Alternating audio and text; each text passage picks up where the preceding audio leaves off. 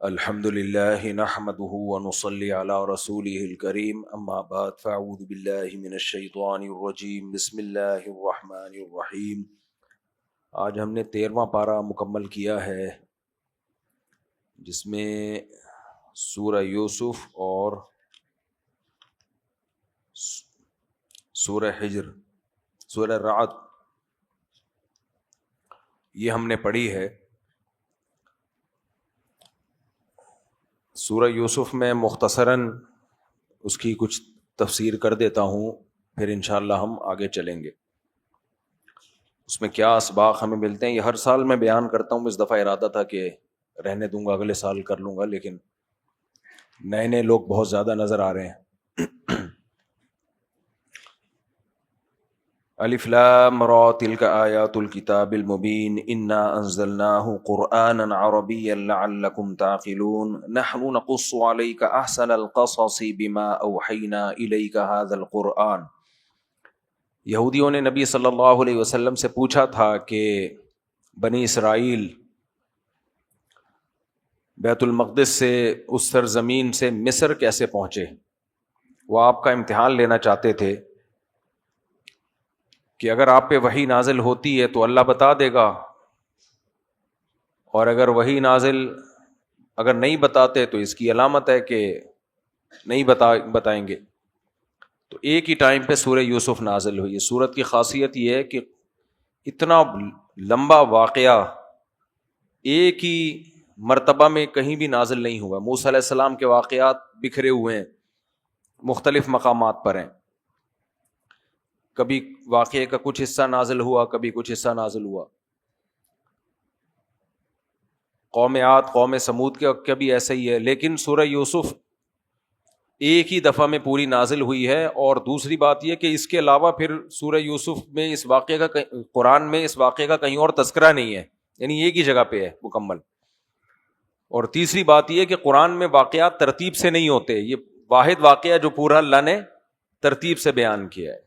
ترتیب سے کیوں نہیں ہوتے قرآن کے واقعات؟ کہ قرآن کوئی ہسٹری کی، تاریخ کی کتاب نہیں ہے، عبرت کی کتاب ہے۔ اسے اس سے کوئی غرض نہیں ہوتی کہ آپ کو کوئی معلومات مل جائیں، کوئی واقعہ پتہ چل جائے۔ قرآن اس واقعے کے اس حصے کو ہائی لائٹ کرتا ہے جس میں ہمارے لیے سبق ہو، تو اس میں ترتیب کا خیال نہیں کرتا۔ لیکن یہاں سورہ یوسف میں مکمل ترتیب ہے۔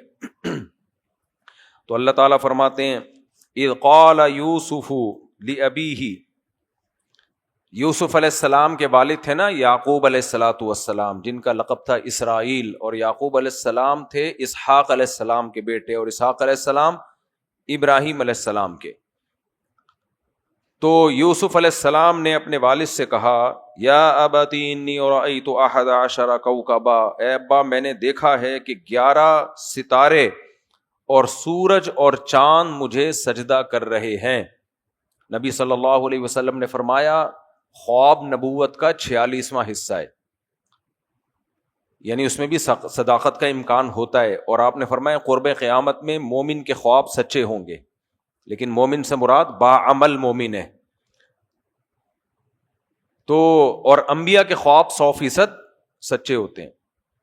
تو انہوں نے اپنے والد کو بتایا کہ مجھے خواب آیا ہے کہ میں نے 11 ستارے اور سورج اور چاند سجدہ کرتے ہوئے دیکھیں۔ آپ کے 11 بھائی تھے سوتیلے، دوسری زوجہ سے، یعقوب علیہ السلام کی جو دوسری زوجہ تھی نا، ان سے 11 بھائی تھے۔ انہی میں ایک کا نام یہودا تھا، جس سے آج کل یہودیوں کی جو نسل ہے نا، کہتے ہیں یہودی، یہ وہیں سے لفظ نکلا ہے۔ قال یا بنی لا تقصص رؤیاک علی اخوتک، یعقوب علیہ السلام نے کہا کہ اے میرے پیارے بیٹے، یہ خواب اپنے بھائیوں کو مت سنانا، فیکیدوا لک کیدا، وہ تمہارے خلاف کوئی بری تدبیر کر سکتے ہیں، یعنی تمہارے ان کے دل میں تم سے حسد پیدا ہو سکتی ہے۔ اس سے ہمیں معلوم ہوا کہ ہر نعمت ہر ایک کو بیان کرنے کی نہیں ہوتی۔ بعض دفعہ آپ سمجھ رہے ہوتے ہیں کہ سامنے والا خوش ہوگا، وہ خوش ہونے کے بجائے جلنا شروع کر دیتا ہے، نقصان پہنچانے کی فکر شروع کر دیتا ہے۔ بہت کم لوگ ایسے ہوتے ہیں جو دوسرے کی خوشی پہ خوش ہو، مارکیٹ میں ایسے لوگ کیا ہیں؟ شارٹ ہیں۔ فَيَكِيدُوا لَكَ كَيْدًا إِنَّ الشَّيْطَانَ لِلْإِنسَانِ عَدُوٌّ مُبِينٌ، شیطان انسان کا کھلا ہوا دشمن ہے۔ سوال کا گویا جواب تھا کہ بھائی کیوں بھائی کی پریشانی پہ خوش ہو، بھائی کیوں بھائی کی خوشی پہ پریشان ہوں گے؟ تو یعقوب علیہ السلام نے کہا بھائیوں کا مسئلہ نہیں، یہ مسئلہ شیطان کا ہے۔ شیطان دلوں میں کیا ڈال دیتا ہے؟ حسد۔ وَكَذَلِكَ يَجْتَبِيكَ رَبُّكَ، پھر خواب کی تعبیر بتائی، پوری تعبیر نہیں بتائی، شاید ان کا ذہن نہ گیا ہو پوری تعبیر کی طرف، بلکہ اتنا بتا دیا کہ اس خواب سے یہ پتہ چلتا ہے کہ اللہ تجھے کوئی نوازنے والا ہے۔ وہ نوازے گا کیسے؟ یجتبیک ربک، تیرا رب تجھے منتخب کرے گا۔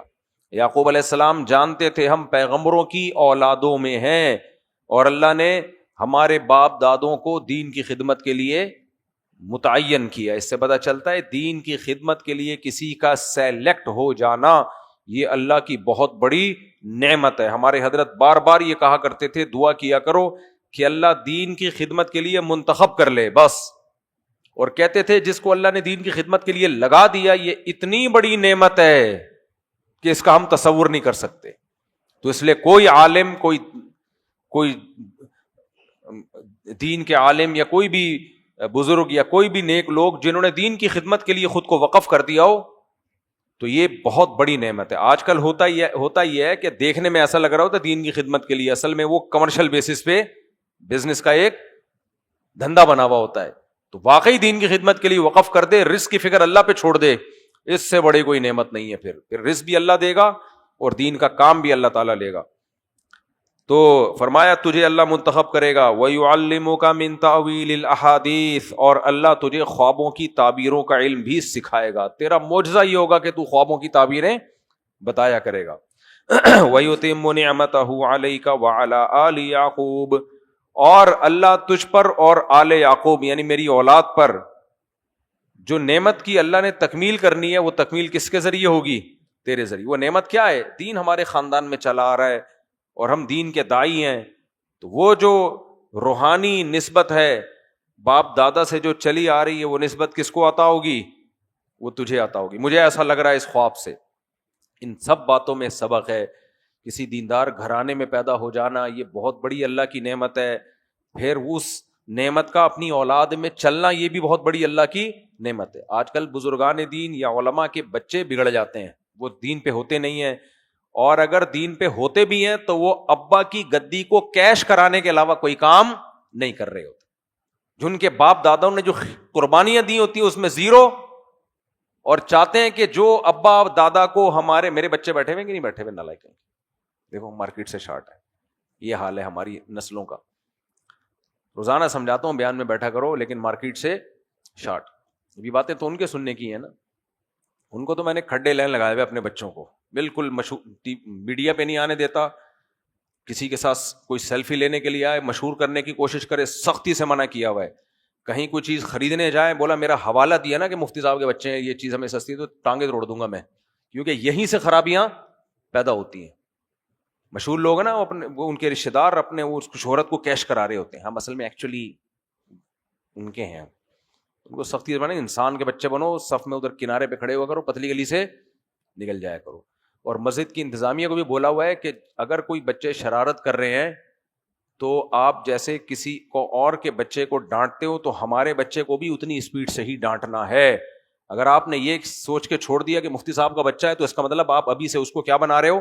فرعون، جس کے واقعات ہم نے قرآن میں پڑھے ہیں۔ تو اس لیے جو مشہور لوگ ہوتے ہیں یا علماء صلاح ہوتے ہیں ان کے لیے اپنے بچوں کی تربیت بڑی مشکل ہوتی ہے، لوگ ان کو بگاڑ دیتے ہیں، اصل میں لوگ بگاڑ دیتے ہیں۔ تو اس لیے بچوں کی تربیت بہت آسان ہے، کچھ ٹرک ہیں، مشکل اس سینس میں ہوتی ہے کہ وہ توجہ نہیں دیتے، ورنہ چند ٹرکس ہوتی ہیں ان کو لے کے چلے جائے، پھر تو بہرحال جس نے جو بننا ہے وہ خود بنے گا، زبردستی کوئی کسی پہ کر نہیں سکتا۔ نوح علیہ السلام اپنے بچوں کو بنا سکے تھے؟ ہم نے کل واقعہ پڑھا تھا نا، نوح علیہ السلام کا بچہ کافر ہو کے مرا ہے، تو اللہ سب کے بچوں کو ہدایت دے، لیکن کسی کی تربیت کرا دینا یہ بڑا مشکل کام ہے۔ یعنی انسان کا بچہ بننا، انسان کے بچے کا کیا مطلب؟ اس میں تواضع ہو، مشہور ہونے کا شوق نہ ہو، کیونکہ جو چیز باپ دادا سے ملتی ہے نا وہ پھر انسان چاہتا ہے میرے پاس بھی ہو۔ حالانکہ باپ دادا کو وہ محنت سے ایک چیز ملی ہوتی ہے، ان کو فری پھوکٹ میں ملی ہوتی ہے، تو فری پھوکٹ میں ملے گی تو اس سے نقصان کیا ہوتا ہے؟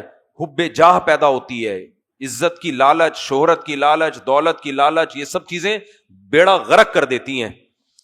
ہمارے شیخ حضرت مفتی عبدالرحیم صاحب کو ہم نے دیکھا ہے، ایسا اپنے بچوں کی ماشاءاللہ تربیت کی ہے، نظر بس سے اللہ بچائے، لگتا نہیں ہے کہ کسی بڑے آدمی کے بچے ہیں یہ. اور ہم تو 30 سال سے ان کے ساتھ ہیں نا، شروع سے ہی ان کے دل میں صاحب زادگی نہ پیدا ہو کہ ہم بڑے بزرگ کے یا بڑے عالم کے یا محتمم کے بچے ہیں. نا وہ بھی لائن میں لگیں گے کھانے کے لیے. کسی استاذ کی شان میں ذرا سی بے ادبی کا الحمدللہ ان سے تصور نہیں ہے.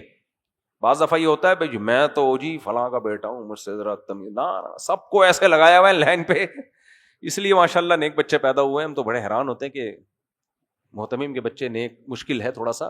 بہت سارے محتمم جو میرا بیان سن رہے ہیں ان سب کے بچے نیک ہی ہیں، ان کے علاوہ کی بات کر رہا ہوں. خیر، تو میرے بھائی اپنی قابلیت سے اللہ کسی کو کچھ بنا دے ٹھیک ہے، نہیں تو بھائی گمنامی کی زندگی گزارو. بس اللہ سے یہ دعا کرو اللہ دین کی خدمت لے لے، گمنام بن کے خدمت لے لے. شہرت تو بہت بڑی آزمائش ہے، پھر اللہ مشہور کر بھی دینا وہ نعمت ہے. دنیا کے پیچھے جو بھاگتا ہے پھر دنیا ملتی ہے، یہ نعمت نہیں ہے، عذاب ہے. اور جو دنیا کو لات مارتا ہے نا پھر بھی دنیا ذلیل ہو کے آئے، پھر کیا ہے یہ؟ پھر یہ نعمت ہے. تو شہرت کا انسان بھوکا ہو پھر شہرت ملے، یہ تو ہمارے سارے سیاسی لوگوں کو ملی بھی ہے نا اس ٹائپ کی. تو خیر، تم فرمایا کہ اللہ تعالیٰ تمہیں تمہارے باپ دادا پہ جو اللہ نے نعمت کی یعنی دین کی خدمت کے لیے اللہ نے منتخب کیا، اللہ تمہیں بھی منتخب کرے گا. جو تمہارے باپ دادے کون تھے؟ ابراہیم و اسحاق بھی تھے اور ابراہیم بھی. لقد کان فی یوسف و اخوتہ آیات للسائلین، اللہ کہتے ہیں یوسف اور ان کے بھائیوں میں پوچھنے والوں کے لیے بڑی بڑی نشانیاں ہیں. اذ قالوا لیوسف واخوہ احب الی ابینا منا، یوسف علیہ السلام کے جو سوتیلے بھائی تھے سب مل کے کہنے لگے یوسف اور ان کے والد، ان کے بھائی جو بنیامین تھے، یہ دونوں ایک ماں سے تھے اور وہ باقی دوسری والدہ سے. یعقوب علیہ السلام نے بھی زیادہ شادیاں کی تھیں. آپ کو شرم آئے گی تو پھر دیکھیں گے، اس بارے میں غور کریں گے. وَنَحْنُ عُصْبَةٌ، حالانکہ ہم مضبوط جماعت ہیں، یعنی ہم 11 بھائی ہیں لمبے قد کے، باپ کا ہم دست و بازو بن سکتے ہیں، طاقتور ہیں. تو باپ کو تو طاقتور سے محبت ہونی چاہیے، لیکن باپ کو ان 2 چھوٹوں سے محبت ہم سے زیادہ ہے. تو ان ابانا لفی ضلال مبین، ہمارے ابا کھلی غلطی میں پڑے ہوئے ہیں. ابا کو سمجھ نہیں ہے کہ کس سے محبت کرنی چاہیے کس سے نہیں کرنی چاہیے. دیکھو دنیا میں تو عام طور پر ایسا ہی ہوتا ہے، جو طاقتور ہوتے ہیں یا جو ابا کے زیادہ کام آ سکتے ہوں ابا کو ادھر لگاؤ زیادہ ہوتا ہے. لیکن جو دیندار ہوتے ہیں ان کو اس سے غرض نہیں ہوتی، ان کو یہ تھا نیک کون ہے زیادہ. تو یعقوب علیہ السلام دیکھتے تھے کہ نیک کون ہے زیادہ؟ یوسف علیہ السلام. کچھ بچے بچپن ہی سے ان میں ایسی خاصیتیں ہوتی ہیں، حسد نہیں، جیلس نہیں، اور چوریاں نہیں، جھوٹ نہیں، اس طرح کی ایسی عادتیں ان کی ہوتی ہیں کہ وہ پتہ چل جاتا ہے یہ کچھ سلیکٹڈ ہیں، کچھ خاص ان کے اندر خاصیت ہے. تو دیکھو ابا کی فکر کتنی تھی ان کو، بچوں کو یہ فکر کہ ابا جو ہے نا ادھر توجہ ابا کی زیادہ ہے، ہماری طرف توجہ ابا کی کم ہے. یہ اس زمانے کی بات ہے جب ابا کی بڑی ویلیو ہوا کرتی تھی گھروں کے اندر. بچے کہتے تھے ابا ہم سے محبت کیوں نہیں کر رہے. یہ انگریزوں کے نظام کے بالکل الٹ ہے یا نہیں ہے؟ بوڑھے باپ کے بارے میں کہہ رہے ہیں ہماری طرف ہم سے محبت زیادہ کیوں نہیں ہے. اس کی ایک بہت بڑی وجہ کثرت اولاد بھی.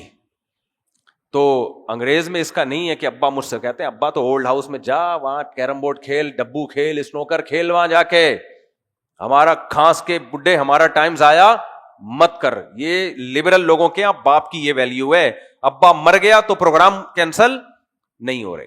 لیکن مذہبی گھرانوں میں باپ سے محبت اتنی کہ ابا ادھر کیوں زیادہ ہے. میری ابا سے پیسے تھوڑی مانگ رہے تھے یہ، بلکہ کہہ رہے تھے نحن عصبہ، ہم ہیں کمانے والے، ہم ہیں طاقتور، ابا کی خدمت ہم زیادہ کر سکتے ہیں. لیکن ابا کی محبت کدھر کو ہو رہی ہے؟ ادھر کو. تو کہنے لگے اقتلوا یوسف او اطرحوہ ارضا، یوسف کو قتل کر دو یا کسی ایسی جگہ پہ ڈال آؤ جا کے، یخلو لکم وجہ ابیکم، تمہارے ابا کی توجہ صرف تمہاری طرف ہو. دیکھو پیسے نہیں چاہیے ان کو، پیسے تو یہ دے رہے ہیں نا. نحن عصبہ کا مطلب ہم مضبوط طاقتور لوگ ہیں، اکنامکلی بھی اور جسمانی لحاظ سے بھی. تو اگر ابا سے ایسی محبت ہو تو اس کا مطلب ہے کہ دیندار گھرانہ ہے. اور اگر ابا سے محبت صرف یہی ہے کہ وراثت مل جائے، میرے پاس بہت کیس آ رہے ہیں آج کل، ابا وراثت میرا حصہ. میں نے کہا چماٹ لگاؤ سالے ایسی اولاد کو. 3-4 دن پہلے ایک صاحب آئے, کسی کو پتہ نہیں چلے گا, راز فاش نہیں ہو رہا, میرے بیٹے مجھ سے وراثت مانگ رہے ہیں, کہہ رہے ہیں ہمارا حصہ دو, کروڑ پتی آدمی ہے. میں نے کہا تم نے ایسے بچے پالے ہوئے کیوں ہیں, چماٹ کیوں نہیں مارتے ان کو, ٹھڈے مار مار کے نکالو, بولو دفعہ ہو یہاں سے. کمبخت میں زندہ ہوں اور بول رہے ہمارا حصہ دو. ان کا حصہ کہاں سے آ گیا؟ ایسی نالائق اولاد کو ٹھڈے مار کے نکالنا چاہیے. حصہ وصہ کوئی نہیں ہوتا, باپ کی زندگی سب باپ کا ہے. حدیث میں آتا ہے انت ومالک لابیک, تو بھی تیرا مال بھی کس کا ہے؟ تیرے باپ کا ہے. تو میں نے کہا آپ بولو کہ میں نے ساری زندگی کمایا, اب میں بوڑھا ہو گیا ہوں بغیر, تو اب تم کما کے کھلاؤ مجھے. وہ تو اللہ نے مرنے کے بعد ضائع ہونے سے بچانے کے لیے بول دیا کہ چلو اولاد میں جائے گا, یہ تو کسی اور کو نہ جائے. باپ کی خواہش بھی ہوتی ہے کہ اولاد میں جائے. تو ایسے ایسے مارکیٹ میں نالائق اولادیں آئی بھی ہیں. خیر, وَتَكُونُوا مِن بَعْدِهِ قَوْمًا صَالِحِينَ, کہتے ہیں تو ہم یوسف کو کہیں ڈال کے آ جائیں یا قتل کر دیں, اور پھر ابا تھوڑے دن میں ابا بھول جائیں گے, اور ابا ساری توجہ کسے دیں گے؟ ہمیں دیں گے, محبت بھی ہم سے کریں گے. اب سوال پیدا ہوتا ہے جرم تو یہ بہت بڑا ہے, بھائی کو قتل کر دینا یا دور زمین میں ڈال دینا. تو کہنے لگے اس کا حل ہے نا, وَتَكُونُوا مِن بَعْدِهِ قَوْمًا صَالِحِينَ, توبہ کر لیں گے, اللہ گناہ کیا کر دے گا.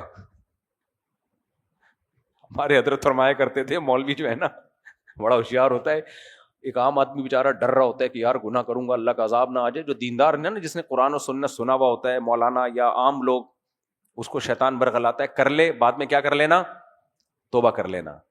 تو گناہ کی نیت سے توبہ کرنا ایسا ہے جیسے کوئی کہ میں اپنے آپ کے زخم لگا دیتا ہوں کیونکہ علاج ہو جاتا ہے. تو یہ بے وقوفی ہے بھائی, کوئی بیمار تھوڑی کرتا ہے اپنے آپ کو اس نیت سے کہ علاج ہو جائے گا. تو انہوں نے کہا بعد میں توبہ کر لینا. قال قائل منہم, ایک سمجھدار تھا, اس نے کہا بھائی ہم نے یہ گناہ کرنا ہی ہے تو ہلکا والا کیوں نہ کر لیں, قتل کرنا تو کیا ہے, زیادہ بڑی بات ہے. قال قائل منہم لا تقتلوا یوسف والقوه فی غیابۃ الجب, دیکھو یوسف کو قتل مت کرو, یہ کر لو کسی اندھے کنویں میں ڈال کے آ جاؤ. ایک ایسا کنواں جہاں سے مسافر گزرتے ہیں. یلتقطہ بعض السیارہ, کچھ مسافر جب وہاں سے گزریں گے تو وہ کنویں میں دیکھیں گے بچہ پڑا ہوا ہے, اٹھا کے لے جائیں گے, موت بھی واقع نہیں ہوگی اور بچے کی زندگی بھی بچ جائے گی. ان کنتم فاعلین, اگر تم نے کچھ کرنا ہے. قالوا یا ابانا ما لک لا تأمنا علی یوسف, پھر آئے ابا کے پاس سب مل کے, ابو آپ کو کیا ہو گیا, آپ یوسف کے بارے میں ہم پہ ٹرسٹ نہیں کرتے, ہم پہ اعتماد نہیں کرتے. وَإِنَّا لَهُ لَنَاصِحُونَ, اور بے شک ہم اس کے خیر خواہ ہیں. ایسی تاکیدوں کے ساتھ, ننصحو نہیں کہ خیر خواہی کریں گے, لَنَاصِحُونَ, ہم ہیں ہی اس کے خیر خواہ. ارسلہ معنا غداً, آپ ہمارے ساتھ ان کو کل بھیج دیجئے. یرتع ویلعب, کچھ کھا پی لے گا اور کچھ کھیل لے گا, یعنی جنگل میں تفریح کے لیے ہم جا رہے ہیں. وَإِنَّا لَهُ لَحَافِظُونَ, اور ہم اس کی حفاظت کرنے والے ہیں. جنگل میں اسے کچھ بھی نہیں ہوگا, جنگل کے درختوں سے کچھ کھا لے گا, کچھ دوڑ لے گا, کچھ کھیل لے گا, ہمارے ساتھ تھوڑی سی انٹرٹینمنٹ, کوئی تفریح ہو جائے گی. قَالَ إِنِّي لَيَحْزُنُنِي أَن تَذْهَبُوا بِهِ, یعقوب علیہ السلام نے کہا مجھے یہ بات غم زدہ کرتی ہے کہ تم اس کو لے کے جاؤ گے. وَأَخَافُ أَن يَأْكُلَهُ الذِّئْبُ, کہیں بھیڑیا نہ کھا جائے اس کو. جنگلوں میں پہلے بہت بھیڑیے ہوا کرتے تھے, اب بھی ہوتے ہیں لیکن بہت کم رہ گئے. یہ نہیں یوسف علیہ السلام نے کہا کہ جنگل میں جا رہے ہو تفریح کرنے کے لیے, ٹائم ویسٹنگ ہے, حرام ہے. تو بھائی یہ جائز تفریحات ہی ہیں, جنگل میں جاؤ. میں افریقہ کے جنگل میں گیا ہوں نا, کچھ لوگوں نے لکھا ہوتا ہے ان مولویوں کو دیکھو کیا کر رہے ہیں. تو تفریح جائز ہے, لیکن اس طرح کی تفریحات ہو, کھیلے گا اور کچھ جنگل سے کھانے کا مزہ بھی اپنا ہی ہے. میرے گھر میں امرود کا درخت لگا ہوا ہے, میں ریڑھی سے خرید کے کھاتا ہوں, مزہ نہیں آتا, لیکن جب جاؤں نا ایک نظر آتا ہے نا, اس کا عجیب لطف ہوتا ہے توڑ کے کھانے کا. خیر, تو کہنے لگے کہ مجھے ڈر ہے کہ بھیڑیا نہ کھا جائے. قالوا لئن اکلہ الذئب, بھائی کہنے لگے اگر اس کو بھیڑیا کھا جائے, ونحن عصبہ, اور ہم جیسی مضبوط طاقتور بھائیوں کی ایک جماعت موجود ہو, ہمارے ہوتے ہوئے, اتنے پاورفل طاقتور بھائیوں کے ہوتے ہوئے اسے بھیڑیا کھا جائے, انا اذا لخاسرون, ہم تو بیڑا غرق ہمارا. تو پھر خاسرون کا مطلب خسارے والے میں, اس کا آج کی زبان میں ترجمہ کیا ہوگا, ہمارا تو پھر بیڑا غرق. یعنی جیسے کوئی بدماش نہیں بتا رہا ہوتا میرے ہوتے ہوئے اگر چوریاں ہو رہی ہیں تو میں تو پھر، یعنی آپ دیکھیں غلط کام بعض دفعہ کتنے کانفیڈنٹلی کیا جاتا ہے نا.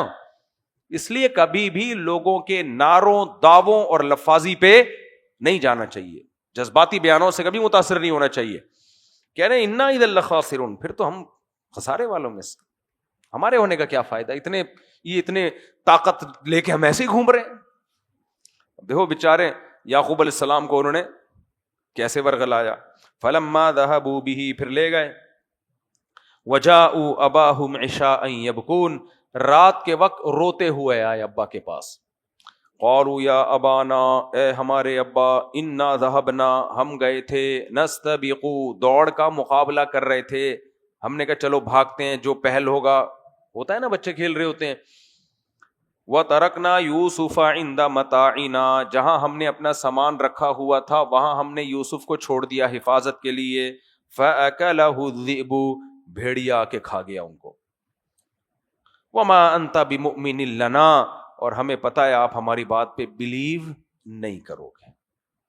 ہمیں پتہ ہے، ہمیں تو پہلے ہی پتہ ہے آپ نے بول دینا یہ جھوٹ ہے، ہمیں پہلے ہی پتہ ہے آپ ہماری بات پہ یقین نہیں کرو گے. وَلَوْ كُنَّا صَادِقِينَ، اگرچہ ہم کتنا ہی سچ کیوں نہ بول رہے ہوں. دیکھو جھوٹ بڑے کانفیڈنٹلی بولا جاتا ہے، سمجھ میں آ رہی ہے بات. اس لیے دو بندوں کے جھگڑوں میں یہ مت دیکھا کرو کون زیادہ رو رہا ہے.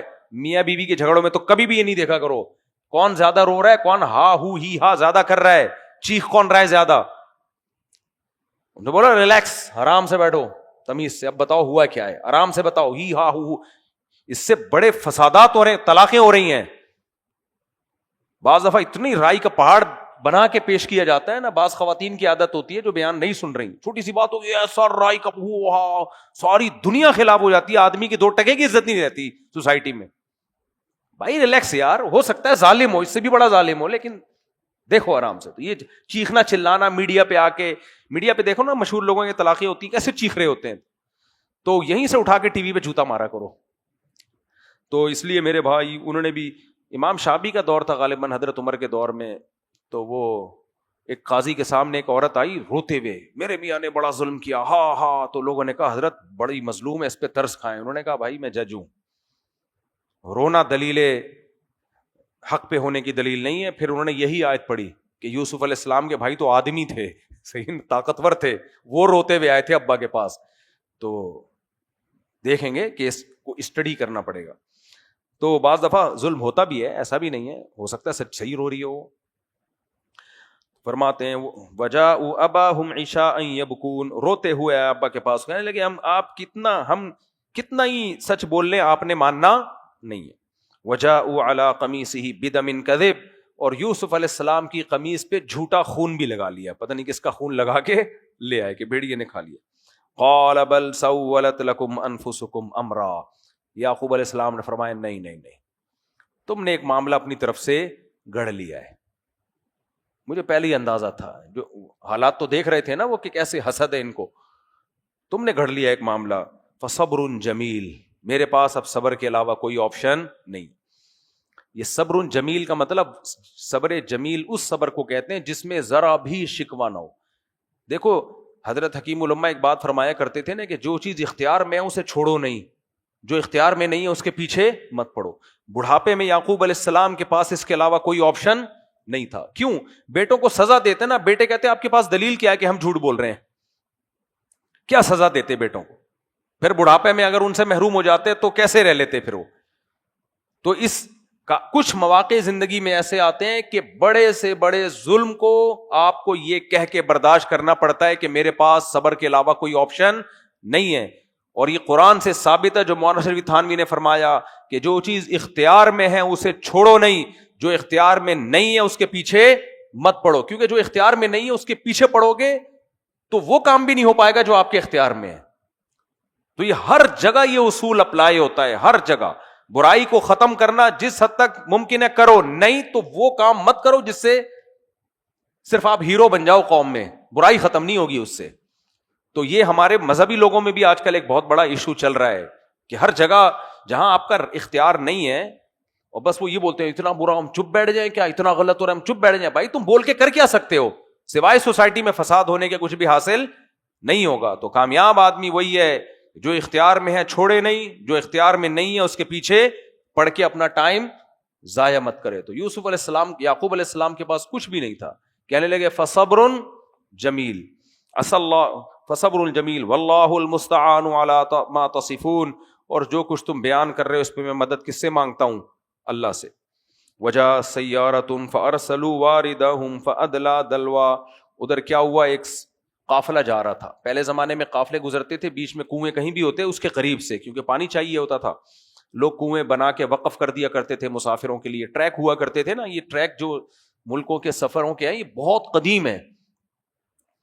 تو مصر جانے کے لیے قافلہ گزر رہا تھا, تو فادلا دلوا, انہوں نے اپنا ڈول لٹکایا پانی نکالنے کے لیے. قال یا بشرا ھذا غلام, فوراً چیخ ماری جس نے ڈول لٹکایا, ارے خوشخبری سنو, ایک لڑکا ہے. پہلے زمانے میں نا ایسے اننون لڑکا مل جانا یہ اس لیے بہت بڑی خوش قسمتی تھی کہ وہ غلام بن جاتا تھا, اور غلام کی ویلیو اس زمانے میں بہت زیادہ. یہ ایسے ہے جیسے آپ کو کنویں میں کوئی کروڑوں روپے کا یعنی بیگ مل گیا ہو یا کہیں راستے میں, تو کتنی خوشی ہوگی نا. تو وہ خوش ہوئے, یا بشرا ھذا غلام, ارے لڑکا ملا ہمیں.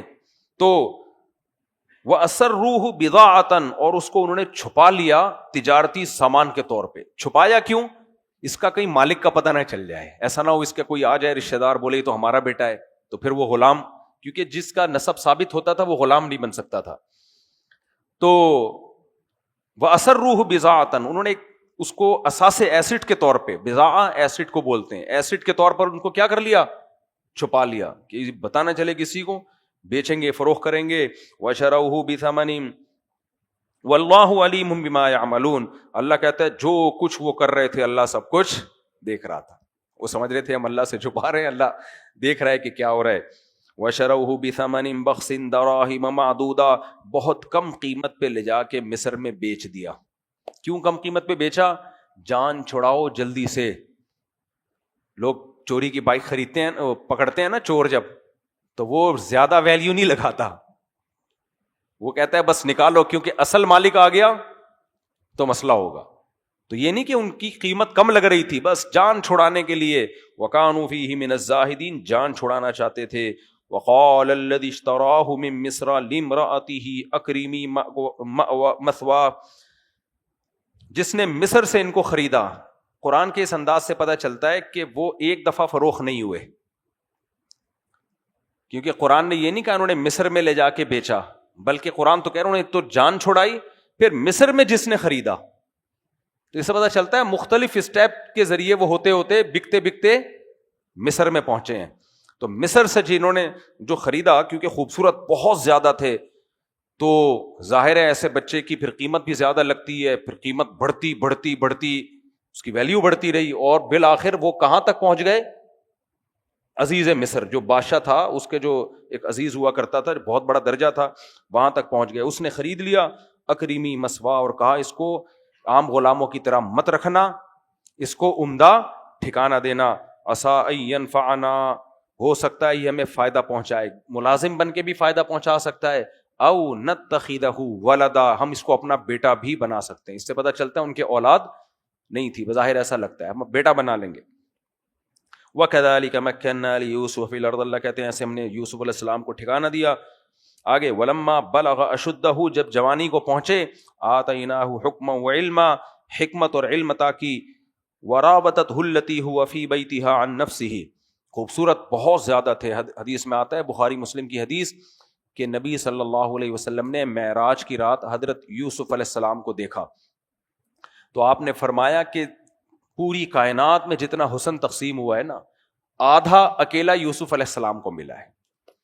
یہ باقی آدھا ہے جو کروڑوں انسانوں میں ڈیوائیڈ ہوا ہے, جس میں کیسے کیسے خوبصورت لوگ دنیا میں وجود میں آئے ہیں, جو سمجھتے ہیں ہم سے زیادہ خوبصورت دنیا میں کوئی ہے ہی نہیں. تو اکیلے آدھا حسن کس کو ملا تھا؟ یوسف علیہ السلام کو. تو وہ جو عزیز مصر تھا, اس کی بیوی شاہی محل میں تھی, وہ بھی ظاہر ہے کوئی خوبصورت عورت ہوگی, کیونکہ یہ جو اتنے اونچے لیول پہ جو لوگ ہوتے ہیں یہ شادی خوبصورت خاندانوں میں ہی کرتے ہیں. تو وہ عاشق ہو گئی. وراودته التي هو في بيتها عن نفسه وغلقت الابواب, دروازے بند کر کے ان کو برائی کی دعوت دینے لگی. قال معاذ اللہ, یوسف علیہ السلام نے کہا اللہ کی پناہ. حالانکہ پیغمبروں میں طاقت کئی گنا زیادہ ہوتی ہے. حدیث میں آتا ہے نبی صلی اللہ علیہ وسلم میں 40 مردوں کے برابر طاقت تھی. آپ صلی اللہ علیہ وسلم, صحیح بخاری کی حدیث ہے, ایک رات میں اپنی تمام ازواج کے پاس بعض دفعہ چلے جایا کرتے تھے. آج کسی میں اتنی طاقت ہے؟ ناممکن. اور آپ کی خوراک کیا تھی؟ فاقے. آج کے نوجوانوں کی جو حالت ہے, وہ کبھی خوشبو لگا کے اکیلے میں آؤ تو میں بتاؤں گا آج کل مارکیٹ میں چل کیا رہا ہے. تو اس کے کیا کیا اسباب ہیں؟ بہت سارے اسباب ہیں. تو پیغمبروں میں قوت اور طاقت بہت زیادہ ہوتی ہے. تو اجنبی جگہ ہے, وہاں اس نے برائی کی دعوت دی, دروازے بند کیے. قال معاذ اللہ, کہنے لگے اللہ کی پناہ. انہ ربی احسن مثوایا, اس عورت کے شوہر کی طرف اشارہ کیا کہ وہ میرا مربی ہے, اس نے مجھے اچھا ٹھکانہ دیا.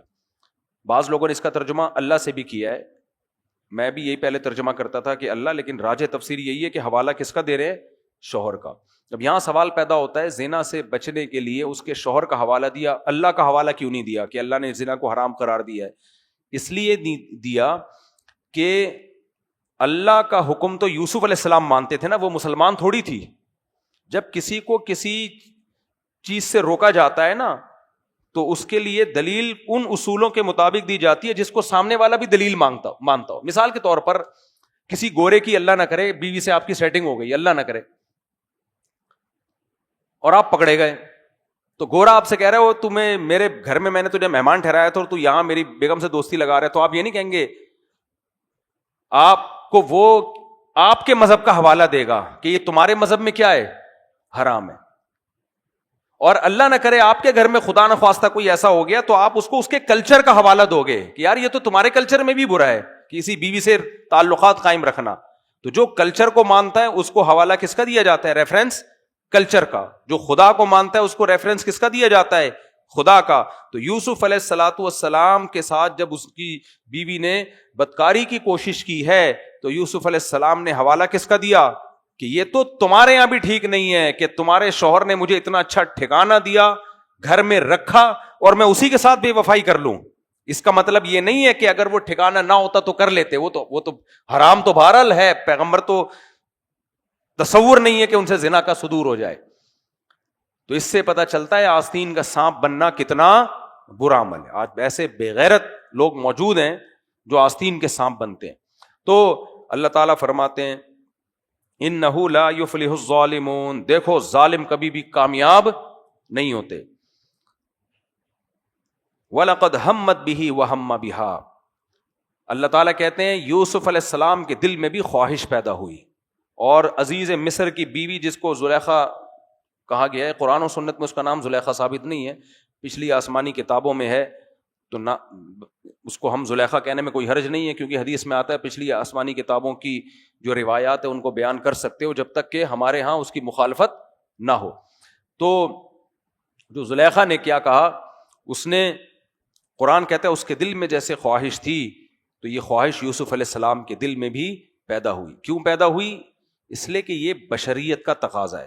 جب بھی کوئی عورت مرد کو دعوت دے گی, یا کسی عورت کوئی حسین عورت ہوگی اور جوان مرد ہوگا, تو اس مرد کا اس کی طرف طبیعت کا مائل ہونا یہ فطری چیز ہے, یہ گناہ نہیں ہے. اس تقاضے پر عمل کرنا کیا ہے؟ بولو, گناہ ہے. وجہ اس کی یہ ہے کہ اگر طبیعت مائل ہو ہی نہیں, پھر گناہ سے بچنے کا ثواب نہیں ملتا. زنا سے بچنے کا ثواب اسی کو ملتا ہے جس کو زنا کا دل چاہتا ہو. ہیجڑوں کو زنا سے بچنے کا ثواب بولو نہیں ملتا. یہ جو آج کل کے نوجوان کہتے ہیں نا بد نظری کا دل بہت چاہتا ہے, اور دل بہت چاہتا ہے, دیکھیں لڑکیوں کو, فوش فلموں کو دیکھیں, یہ دیکھیں. بھائی دل چاہنا تو صحت کی علامت ہے. شادی ہوگی تو اگر یہ دل چاہ ہی نہیں رہا ہوتا تو پھر وہاں بھی نہیں چاہے گا.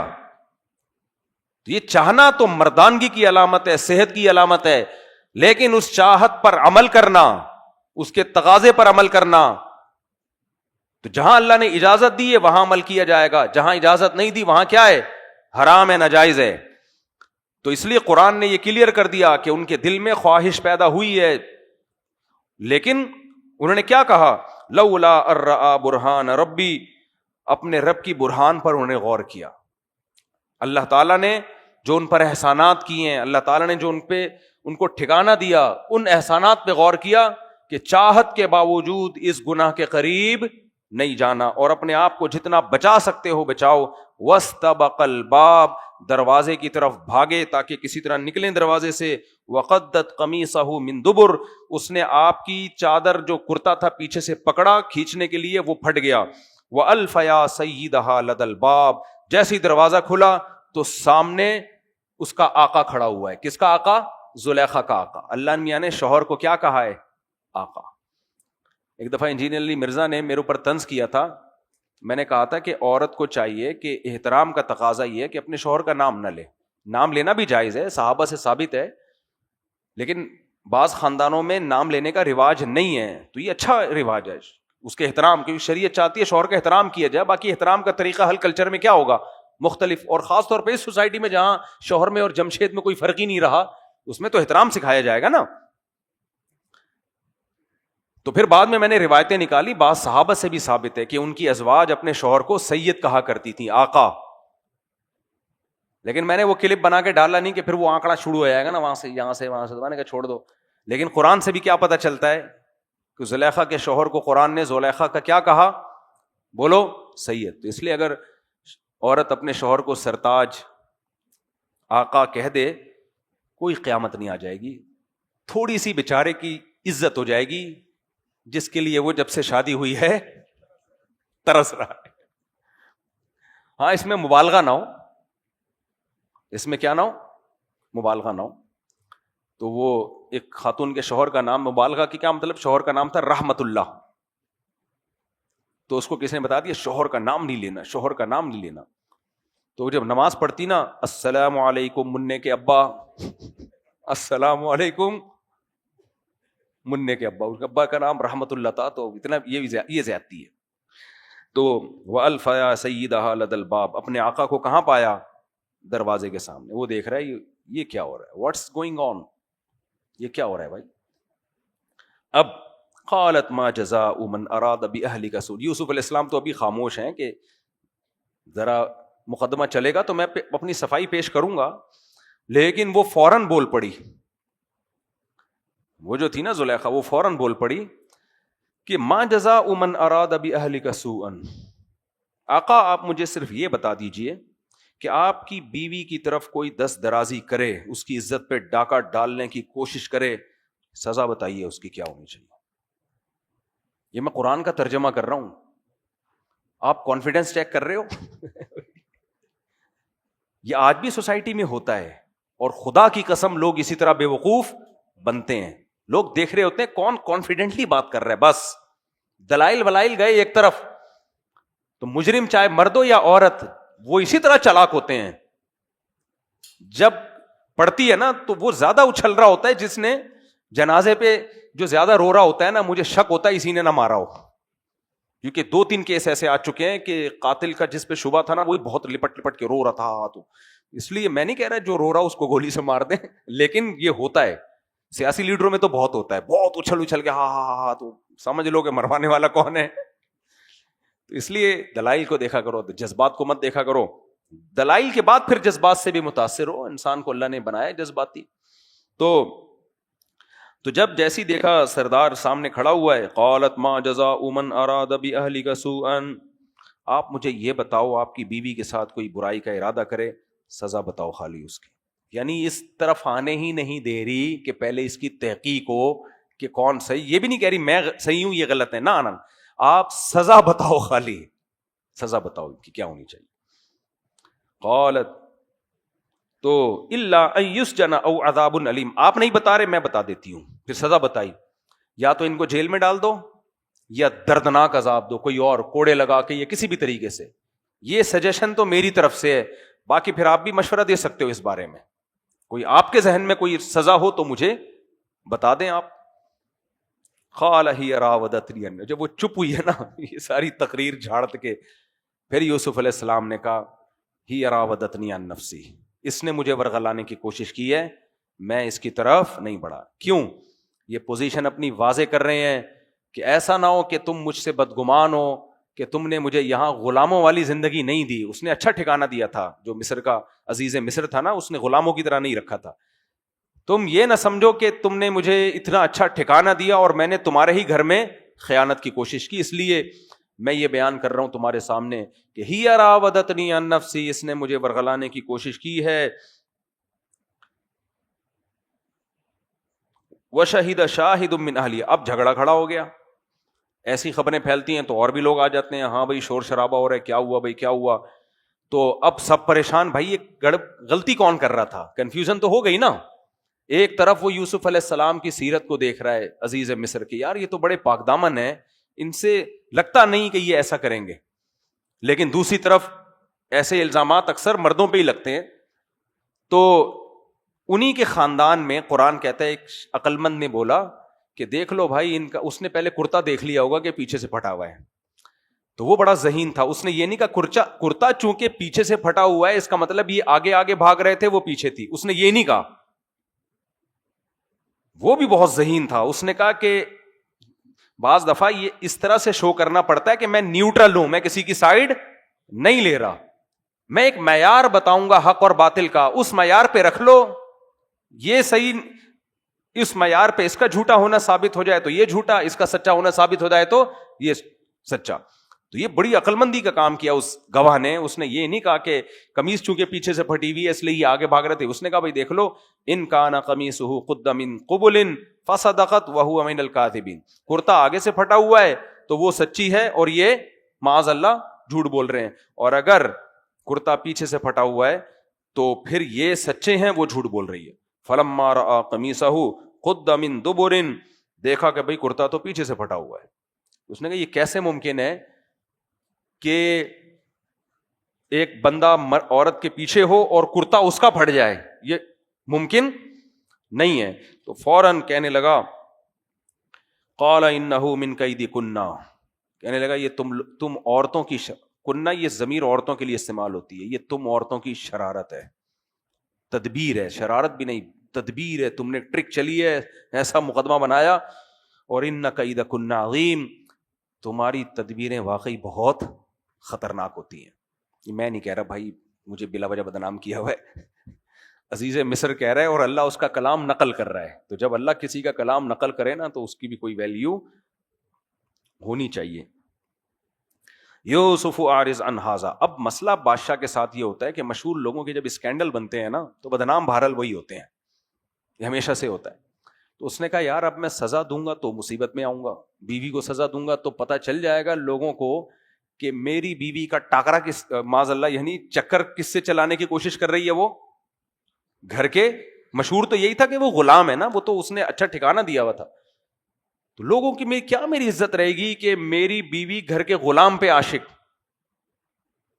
اور اگر میں یوسف علیہ السلام کو سزا دیتا ہوں، ان پہ الزام ڈال دوں تو بے گناہ کو سزا، پھر بھی بدنامی تو ہوگی نا، کچھ نہ کچھ بات تو پھیل جائے گی نا کہ یہ ہوا کیسے بھائی، تمہارا روب نہیں ہے وغیرہ وغیرہ. تو اس لیے اس نے عقل مندی کا کام کیا. آج کل یہ عقل مندی بھی لوگوں میں ہے نہیں، بعض چیزیں دبانا بہتر ہوتا ہے، اس کو اچھالنے میں اپنا ہی پیٹ ننگا ہو جاتا ہے انسان کا. تو اس نے کہا جو اس میں غیرت میں آ جاتے ہیں نا زیادہ ہو کر کے، وہ بیڑا غرق کر دیتے ہیں. تو اس نے کہا یوسف اعرض عن ھذا، یوسف اگنور، کیا کرو، اعرض اعراض کہتے ہیں اگنور کرنا، اگنور کرو یار، اگنور کرو. واستغفری لذنبک، تو بھی توبہ استغفار کر لے، کیونکہ وہ خدا کو تو مانتے تھے، مشرک تھے لیکن خدا کا تصور تو تھا نا. توبہ استغفار کر. انکی کنتی من الخاطئین، غلطی تیری ہے. تو میں اس کا ترجمہ پنجابی میں کرتا ہوں، مٹی پاؤ. پنجابی میں جب کوئی جھگڑا ہو رہا ہوتا ہے نا، وہ نمٹانا چاہتے ہیں تو وہ کہتے ہیں وہ مٹی پا یار، بس زیادہ جوش میں نہ، مٹی پا. وقال نسبۃ فی المدینۃ امرأۃ العزیز تراود فتاها عن نفسی. آپ کو پتا ہے پازیٹیو بات سوسائٹی میں نہیں پھیلتی ہے، نیگیٹو سیکنڈوں میں جنگل میں آگ کی طرح پھیلتی ہے. کسی نے کوئی اچھا کام کیا ہو کسی کو نہیں پتا ہوگا, برا کام کیا ہو لیک ہو گیا بس پھیل گیا. تو وہ تو بادشاہ نے تو مٹی پانے کی کوشش کی کہ اس کو یہیں دفن کر دو, لیکن تھوڑے سے ٹائم میں یہ خبر جنگل میں آگ کی طرح پھیل گئی, اور پورے مصر میں عورتوں کی زبان پہ ایک ہی جملہ کہ امرأۃ العزیز تراود فتاها عن نفسی, عزیز مصر اتنا بڑا عہدہ, اس کی بیوی اپنے گھر کے غلام پہ عاشق ہو گئی. یعنی کوئی لیول بھی تو ہوتا ہے نا, سمجھ میں آ رہی ہے بات, لیول بھی تو ہوتا ہے. بیوی کسی اور ملک کے شہزادے پہ عاشق ہو جاتی, کیا خیال ہے, کسی اور بادشاہ پہ عاشق ہو جاتی, چلو سمجھ میں آتا ہے, لیول بنتا ہے. لیول ہی نہیں ہے, گھر کا غلام ہے اور اس پہ عزیز مصر کی بیوی کیا ہو رہی ہے, عاشق. تو اس تبصرے نے عزیز مصر کی بیوی کی عزت کی ایسی کی تیسی کر دی. عزت کس کو پیاری نہیں ہوتی آپ کو پتا ہے نا, صرف کو پیاری نہیں ہے, بڑی مشکل سے بریک لگائی ہے میں نے, باقی تو سب کو عزت. آپ سمجھ گئے میں کس کی بات کر رہا ہوں. میں سیاسی باتیں میں نہیں کرتا نا, ان کی بات کر رہا ہوں نا, پھر وہ بیان سے یہ لوگ کاٹنا پڑتا ہے ان لوگوں کو. تو ایک ہمارے ملک میں ایسی شخصیت ہے جن کو عزت کے علاوہ سب چیزیں پیاری ہیں. آگے چلتے ہیں ہم. تو اس عزیز مصر کی بیوی کو بھی عزت پیاری تھی. آپ کا دماغ زرداری کی طرف جا رہا ہے, میں نے زرداری کا لفظ استعمال نہیں کیا ہے, بلا وجہ خام خواہ میں آپ بدگمان ہو رہے ہو, میں نے اس کے بارے میں نہیں بات کی ہے. وقال نسبۃ فی المدینۃ امرأۃ العزیز تراود فتاها عن نفسی.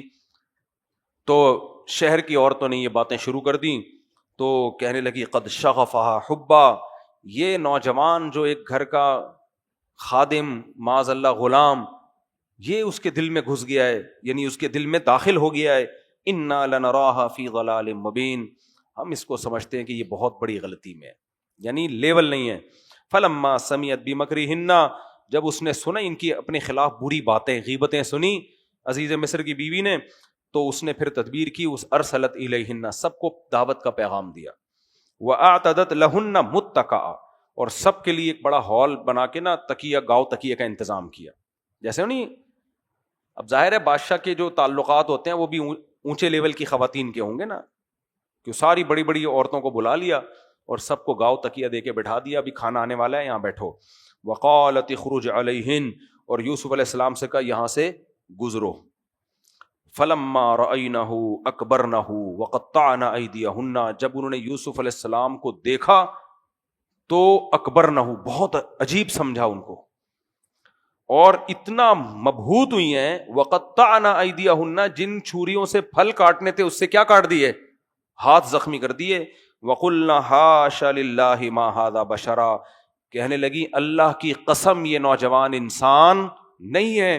ان ھذا الا ملک کریم, کوئی معزز فرشتہ ہے جو آسمان سے نازل ہوا ہے, انسانوں کی شکلیں ایسی خوبصورت نہیں ہو سکتی.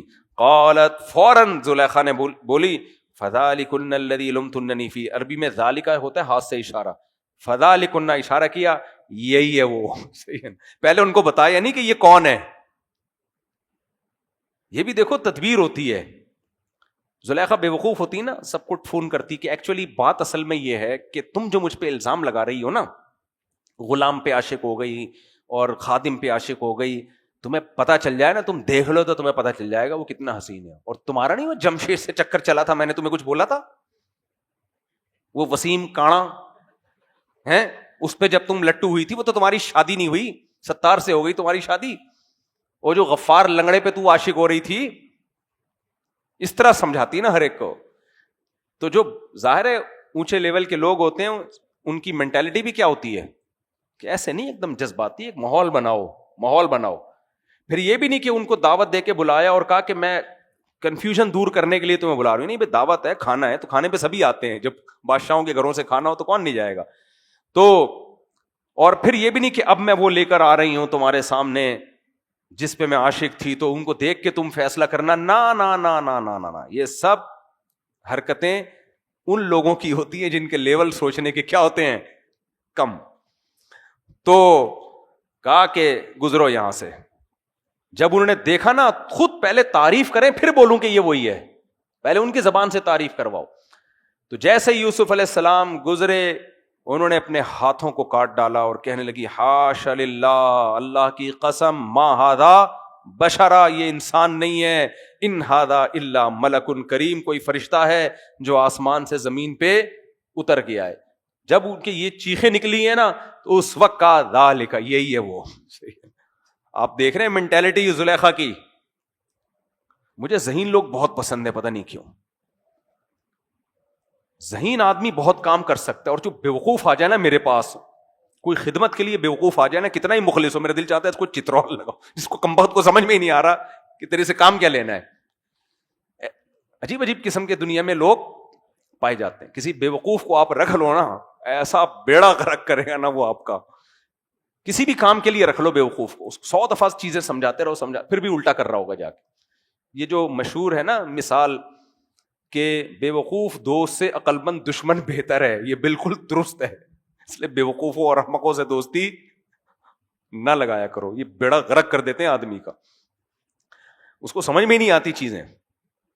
تو خیر کچھ واقعات ہیں، کبھی بیوقوفوں کے سناؤں گا انشاءاللہ، اس سے پتہ چلے گا بیوقوف بہت بڑی فلم ہوتی ہے بھائی۔ اچھا، بیوقوف میں سب سے بڑا فالٹ پتہ کیا ہوتا ہے؟ وہ اپنے آپ کو سمجھتا سب سے عقل مند ہے، یہ بڑا فالٹ ہوتا ہے اس میں۔ تو کہنے لگے کیسا ماحول بنایا اس نے، فَذَلِكَ الَّذِي لُمْتُنَّنِي فِيهِ، یہ ہے وہ جس کے بارے میں تم مجھے ملامت کر رہی تھی، اور اب بدنام تو ہو ہی گئی تھی نا۔ وَلَقَدْ رَاوَدتُّهُ عَن نَفْسِهِ، ہاں میں نے اس کو ورغلانے کی کوشش کی تھی، اس کا قصور نہیں ہے، قصور میرا ہے، لیکن فَاسْتَعْصَمَ، یہ بچ گیا۔ وَلَئِن لَّمْ يَفْعَلْ مَا آمُرُهُ، اگر جس بات کا میں اس کو حکم دے رہی ہوں اس نے وہ کام نہیں کیا، معاذ اللہ نقل کفر، تو لَيُسْجَنَنَّ، یہ جیل کی کوٹری میں جائے گا، وَلَيَكُونَ مِنَ الصَّاغِرِينَ، اور اس کو جو ہمارے ہاں ایک مقام ملا ہوا ہے اس کا مقام کم ہو جائے گا۔ یوسف علیہ السلام کو بڑی عزت کے ساتھ رکھا ہوا تھا، تو یہ عزت نہیں رہے گی اس کی۔ اب کتنا دیکھو یوسف علیہ السلام پہ دباؤ ہوگا نا، کیا خیال ہے کہ جوان ہیں، دل میں خواہش بھی ہے، گناہ کی نہیں، لیکن ایک جو فطری رغبت ہوتی ہے عورت کی طرف وہ بھی ہے، اور نہ کرنے کی صورت میں دباؤ کتنا کہ جیل جائیں گے، اور جو پروٹوکول ملا ہوا ہے وہ سارا کا سارا چھن جائے گا۔ تو ایسے موقع پہ اہل اللہ کس سے مدد مانگتے ہیں؟ اللہ سے۔ اپنے اوپر اعتماد نہیں کرتے کہ نہیں جی میں تو بچوں گا، میں تو بڑا نیک ہوں، نہ انہوں نے دعا مانگی، قال رب السجن احب الی مما یدعوننی الی، اے میرے رب جیل کی کوٹری مجھے اس برائی سے زیادہ محبوب ہے جس برائی کی طرف مجھے یہ دعوت دے رہی ہیں۔ وَإِلَّا تَصْرِفْ عَنِّي كَيْدَهُنَّ، اے اللہ اگر ان کی تدبیروں کو تو نے مجھ سے دور نہ کیا، قیدہن کا مطلب وہ سب عورتیں مل گئی تھیں اس کے ساتھ، زلیخا کے ساتھ، اگر تو نے ان کی تدبیروں کو مجھ سے دور نہ کیا، اصبو الیہن، میں بشر ہوں، انسان ہوں، ان کی طرف مائل ہو جاؤں گا، وَأَكُمْ مِنَ الْجَاهِلِينَ، اور میں بھی جہالت والا کام کر بیٹھوں گا، تو مجھے اس مصیبت سے بچا لے۔ یعنی جیل چلا جاؤں محبوب ہے، زنا۔ اس موقع پر میں اکثر ایک بات بتایا کرتا ہوں، یوسف علیہ السلام کو زنا کا موقع ملا، نہ کرنے کی صورت میں جیل کی کوٹری، اور اس کی بھی مدت معلوم نہیں ہے کب تک کے لیے، اور یوسف علیہ السلام کو نکاح کا، موسیٰ علیہ السلام کو نکاح کا موقع ملا تھا نا، 2 بچی آئی تھیں جنہوں نے اپنے والد سے ملایا، تو ان کے والد نے کہا کہ ان 2 بیٹیوں میں سے ایک کا آپ سے نکاح کرنا چاہتا ہوں، 10 سال بکریاں چراؤ۔ موسیٰ علیہ السلام نے فوراً پیشکش کو قبول کر لیا۔ ایک پیغمبر کو نکاح کے لیے 10 سال بکریاں چرانی پڑ رہی ہیں، وہ اس کے لیے نہ استخارے کر رہے ہیں نہ مشورے لے رہے ہیں، فوراً یہ پیشکش قبول کر رہے ہیں، اور 10 سال بکریاں چرانے پہ راضی۔ اور دوسرے وہ بھی پیغمبر، ان کو زنا نہ کرنے کی صورت میں جیل جانا پڑ رہا ہے، جیل کی کوٹری ان کو قبول۔ تو اسلام میں زنا میں اور نکاح میں 180 ڈگری کا فرق ہے۔ ہمارے ہاں آدھی بات بتائی جاتی ہے، وہ یہ کہ زنا مت کرو، زنا مت کرو۔ بھائی اسلام میں جتنا گندا غلیظ زنا ہے اتنا ہی مبارک نکاح بھی ہے، یہ کرنا ہے۔ جتنی اسپیڈ کے ساتھ زنا سے بچنا ہے اس سے زیادہ اسپیڈ کے ساتھ شادیوں کو بھی فوکس کرنا ہے۔ لیکن غیرت ختم ہو گئی ہے، دفع ہو جائیں یہاں سے، سن کے تھک گیا ہوں لیکن کوئی ہلنے کے لیے تیار نہیں ہے. اپنے بچوں کی بھی شادی کرا دی میں نے یار. لوگ کہتے ہیں یہ تقریریں ممبر پہ ہوتی ہیں, خود کروا کے دیکھو نا, خود بھی کی ہیں, بچوں کی بھی لائن لگا دی ہے میں نے اپنے بچوں کی, چل بھائی ٹھک اٹھک شروع کر دی ہیں شادیاں ان کی. لیکن ڈھیٹ آدمی کا دنیا میں کوئی علاج نہیں ہے, بس وہ لگے رہنا. کیا بولوں ابھی میں, کوئی کیا کر رہا ہے, کوئی کیا کر رہا ہے, کوئی کیا کر رہا ہے, کوئی ڈپریشن میں گیا ہوا ہے, تو کرتے رہو بیٹھ کے. خیر, تو انہوں نے فرمایا کہ رب السجن احب الی, میں بدگمان نہیں ہو رہا کسی سے, ہو سکتا ہے مجھ سے نیکی ہو بھائی آپ لوگ, لیکن کیوں اپنے آپ کو عذاب میں ڈالا. بھائی ایک عمل میں پیغمبروں کی سنت ہے, برکتیں ہی برکتیں, اللہ پہ توکل کرو, اعتماد کرو اس میں.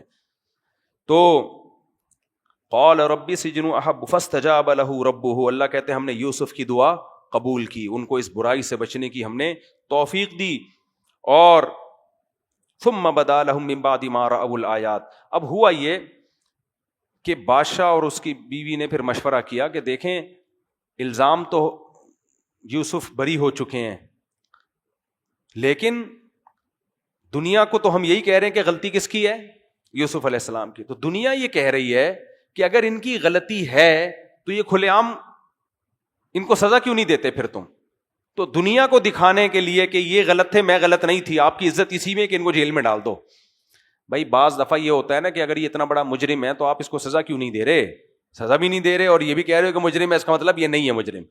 تو جھوٹی سزا اپنی عزت بچانے کے لیے دینی پڑی, تو اس لیے اس نے جیل کی کوٹری میں ڈال دیا. ثم بدا لهم من بعد ما رأوا الآیات لیسجننه حتی حین. وقت بہت ہو گیا, انشاءاللہ سورہ یوسف کا اگلا حصہ ہم کل پڑھیں گے. اللہ تعالیٰ سمجھنے کی عمل کی توفیق عطا فرمائے.